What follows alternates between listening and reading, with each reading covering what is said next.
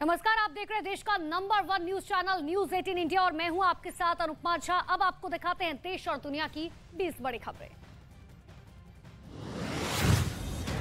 दिल्ली में शराब घोटाले पर सियासी घमासान जारी। दिल्ली में आज बीजेपी 7 जगहों पर विरोध प्रदर्शन कर रही है। दिल्ली के डिप्टी सीएम मनीष सिसोदिया की गिरफ्तारी की मांग को लेकर फिर से बीजेपी के नेता सड़क पर उतरे। पोस्टर और बैनर लेकर बीजेपी कार्यकर्ता और नेताओं ने आम आदमी पार्टी के खिलाफ प्रदर्शन किया, जिसमें आदेश गुप्ता और सांसद मनोज तिवारी ने सिसोदिया के खिलाफ नारेबाजी की।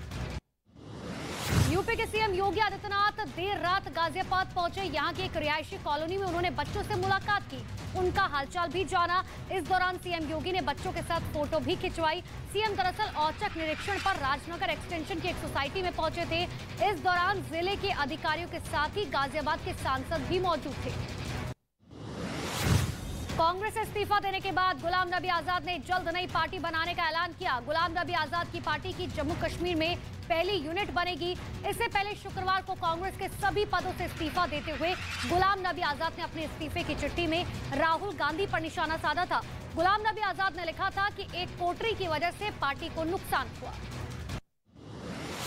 जस्टिस उदय उमेश ललित भारत के नए मुख्य न्यायाधीश बन गए हैं। राष्ट्रपति भवन में राष्ट्रपति द्रौपदी मुर्मू ने उन्हें मुख्य न्यायाधीश की शपथ दिलाई। 26 अगस्त को एनवी रमना मुख्य न्यायाधीश के पद से रिटायर हुए थे, जिसके बाद उदय उमेश ललित को मुख्य न्यायाधीश बनाया गया। नए चीफ जस्टिस का कार्यकाल 3 महीने से भी कम का होगा।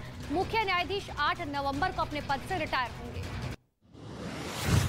बीजेपी नेता सोनाली फोगाट मामले में गोवा पुलिस ने क्वींस क्लब के मालिक समेत 2 और गिरफ्तारियां की हैं। जांच के दौरान गोवा की अंजुना पुलिस को क्लब के वॉशरूम से ड्रग्स बरामद हुई। पुलिस ने ड्रग्स तस्कर दत्त प्रसाद गावकर को भी गिरफ्तार कर लिया है। उसने आरोपी सुखविंदर सिंह को ड्रग्स सप्लाई की थी। जम्मू कश्मीर में सेना लगातार आतंकियों के खिलाफ सर्च ऑपरेशन चला रही है, जिसमें सोपोर इलाके में सेना के जवानों ने 3 और संदिग्ध आतंकियों को गिरफ्तार किया। इनके पास से कई हैंड ग्रेनेड के साथ ही पाकिस्तान का झंडा भी मिला। इनकी पहचान शारिक अशरफ, शकील मुश्ताक और तौफीक हसन के रूप में हुई। पकड़े गए आतंकियों के पास से फिलहाल सेना पूछताछ कर रही है। नोएडा में बने हुए ट्विन टावर को गिराने का काउंटडाउन शुरू हो चुका है। टावर गिराने के दौरान आसपास 10 से ज्यादा ब्लैक बॉक्स का इस्तेमाल किया जाएगा। इसके साथ ही 10 सिस्मोग्राफ समेत हाई स्पीड कैमरा और कई स्पेशल ड्रोन का इस्तेमाल होगा। तो वही धमाके के दौरान कंपन की तीव्रता को मापने के लिए वाइब्रेशन मॉनिटरिंग सिस्टम भी चेन्नई से लाया गया है। सहारनपुर में निजी बस संचालक मनमानी कर रहे हैं। परिवहन विभाग की अनदेखी की वजह से निजी बस संचालक लोगों को बसों की छत पर बैठाकर सफर करा रहे हैं, जिससे कभी भी कोई बड़ा हादसा हो सकता है। दरअसल लोगों ने परिवहन विभाग पर अब लापरवाही बरतने के आरोप लगाए, जबकि सहारनपुर से विकासनगर हाईवे पर निजी बस चालक बेधड़क बस की छत पर सवारियां लेकर चल रहे हैं। दिल्ली के मुस्तफाबाद से विधायक हाजी यूनुस ने एक वीडियो ट्वीट किया और हमले की जानकारी दी। विधायक हाजी यूनुस का आरोप है कि देर रात उनकी कार को कुछ स्कॉर्पियो सवारों ने रोका और हमला कर दिया। हालांकि इस दौरान उनके बच्चे भी कार में बैठे हुए थे। इस पूरे मामले में विधायक पुलिस से कोई शिकायत नहीं की गई, लेकिन दिल्ली पुलिस ने मामले का संज्ञान लेकर केस दर्ज कर लिया। दक्षिणी दिल्ली के नेपसराय इलाके में स्कूटी सवार बदमाशों ने कपिल नाम के एक हिस्ट्री शीटर और उसके साथी पर ताबड़तोड़ फायरिंग कर दी, जिसमें हिस्ट्री शीटर कपिल की मौत हो गई। सरेआम कई राउंड फायरिंग होने से इलाके में हड़कंप मच गया। वारदात के पीछे गैंगवॉर की आशंका भी जाहिर की जा रही है। फिलहाल दिल्ली पुलिस मामले की जांच कर रही है।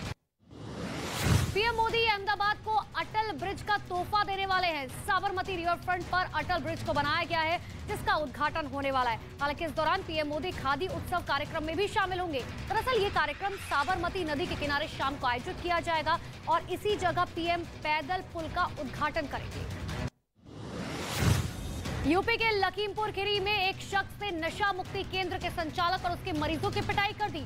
नशा मुक्ति केंद्र के पास एक शख्स सिगरेट पी रहा था और जब नशा मुक्ति केंद्र के संचालक ने इसका विरोध किया तो उसने अपने साथियों को बुलाया और लाठी डंडों से मारपीट शुरू कर दी। हालांकि ये मारपीट वहां पर लगे कैमरे में रिकॉर्ड हो गई।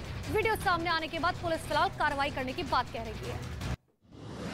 यूपी के फतेहपुर में बारिश की वजह से यमुना उफान पर है, जिसकी वजह से सड़कों पर कई फीट पानी भर गया। नाव चलाई जा रही है। बाढ़ के पानी से कई इलाके पूरी तरीके से घिर चुके हैं। बाढ़ के हालातों के बीच सैकड़ों लोग खुले आसमान के नीचे रहने को मजबूर है। यहां तक कि पीने का पानी लोगों के लिए सबसे बड़ी समस्या बन चुका है। यूपी के मिर्जापुर में मां गंगा का जलस्तर बढ़ने से किनारे पर बसे कई गांव में मुश्किलें बढ़ गई। उफनाती गंगा में दर्जनों घर बह चुके हैं। बाढ़ जैसे हालातों के बीच निचले इलाकों के ज्यादातर गांव को लोगों ने खाली करा दिया। बाढ़ के बीच सुरक्षित स्थान की तरफ अब लोग पलायन कर रहे हैं।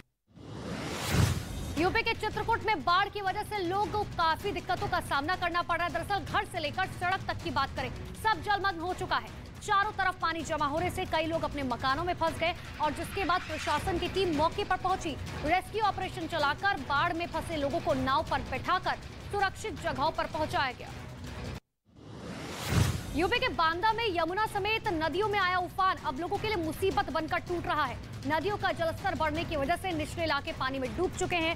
यमुना नदी के साथ केन नदी भी खतरे के निशान के ऊपर बह रही है, जिसमें दर्जनों गांव पूरी तरीके से जलमग्न हो गए। हालांकि वही प्रशासन की तरफ से लोगों को गारद सामग्री पहुंचाने की कोशिशें लगातार जारी है। जम्मू कश्मीर के अनंतनाग में बादल फटने से तबाही मच गई। भीषण पानी की वजह से पहाड़ों से बहकर आया मलबा अब लोगों के घरों में घुस गया। बादल फटने की घटना से इलाके के स्कूल, सड़क सबको नुकसान पहुंचा। साथ ही पहाड़ों से बहकर आ रहे पानी ने एक छोटी नदी का रूप ले लिया है, जिसमें बहाव काफी ज्यादा तेज है।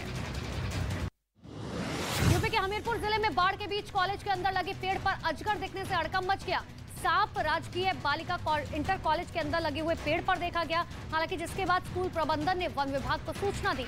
मौके पर पहुंची वन विभाग की टीम को विशाल अजगर को पकड़ने में कड़ी मशक्कत करनी पड़ी। पाकिस्तान में कई इलाकों में भारी बारिश और बाढ़ से हालात बेहद बिगड़ गए हैं। सिंध प्रांत में नींव कमजोर होने से एक इमारत भरभरा कर गिर पड़ी। हालांकि सैलाब की चपेट में आने से लाखों लोग प्रभावित हुए। कोहिस्तान जिले में मदद न मिलने से 5 लोग बाढ़ में बह गए। अब बाढ़ के खतरे को देखते हुए प्रशासन ने आपातकाल की घोषणा कर दी। और वहीं फिलीपींस में 82 यात्रियों को लेकर जा रही एक नाव में अचानक आग लग गई। ये नाव मनीला बंदरगाह की तरफ जा रही थी, तभी नाव से आग की तेज लपटें उठने लगी और आसपास काले धुएं का गुबार फैल गया। लोगों को बचाने के लिए तटरक्षक बल रेस्क्यू ऑपरेशन चलाया गया।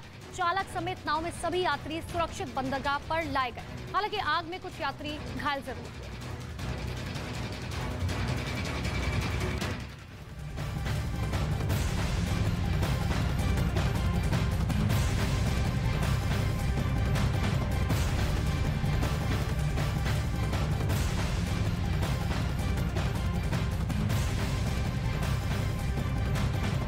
और इन्हीं खबरों के साथ आप देख रहे हैं देश का नंबर 1 न्यूज चैनल। सबसे सटीक और भरोसेमंद खबरों के लिए देश ने एक बार फिर से न्यूज 18 इंडिया पर भरोसा जताया है।